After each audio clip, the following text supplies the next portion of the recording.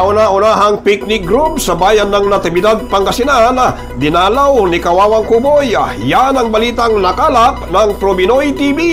Pasok! Maraming salamat, Tigan. Tayo naman po ay dumako dito sa bayan ng Natividad, Pangasinan, kung saan matatagpuan ang dinadayong Sky Plaza at Maranon Falls upang bisitahin ang pinakamaganda at pinakasikat na picnic group dito sa naturang bayan na siyang paboritong puntahan ng ating mga kababayan, lalong-lalo na yung mga nagsasagawa ng kani-kanilang okasyon. Hello ma'am, Kawawang Kuboy po ng Probinoy TV. Hello po sir, welcome to AJ's Picnic Grove. Ma'am, ano po bang ibig sabihin ng AJ's Picnic Grove at kailan pa po ito nagsimula? Nagsimula ito noong March 2019 bago po mag-pandemic. Ang AJ's Picnic Grove ay nagsisimbolo sa mga pangalan po namin, mag-asawa, ang mga anak po namin at ang parents ko po. Ang offered services po namin, we cater weddings, mga special occasions po, debut, birthdays, christening, reunions, at saka mga Thanksgiving po. And meron din po kaming mga walk-ins po, pwede po tayong pumunta dito every day from 9 AM to 9 PM po. Pwede po kayong kumain po dito sa AJ's Picnic Grove with free boating at saka with free videoke po. Meron din po tayong happy hour. Ito po yung mga pang bucket beers po natin with free pulutan and with free videoke din po siya.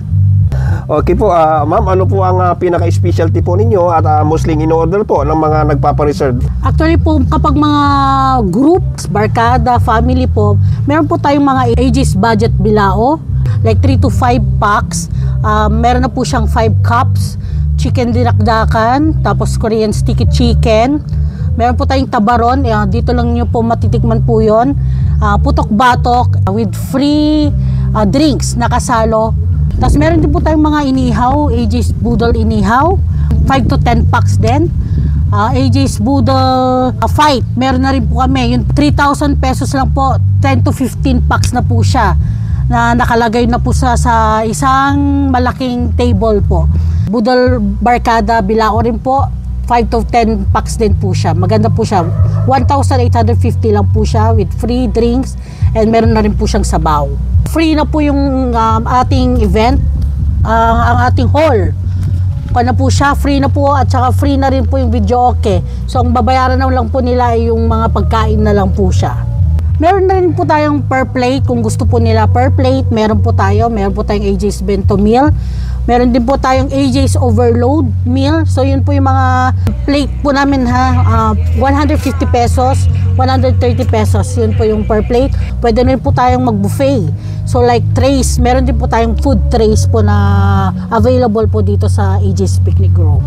Ma'am, magkano naman po ang per plate po? Halimbawa may big event na 100 person, magkano po ang presyo po ng per plate?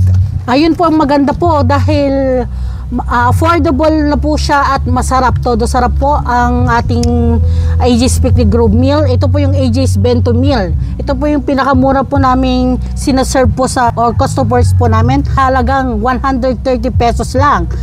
Ito po ay chicken dinakdakan, Korean sticky chicken, igado with rice. Yun po yung 130 pesos. Meron din po tayong AJ's Overload. Yun po yung 150 pesos. Ang pagkakaiba lang po is dalawa po yung rice po niya with soft drinks po. Yun lang po yung pagkakaiba niya. So yan, maliwanag na maliwanag po ma'am. Maraming salamat po.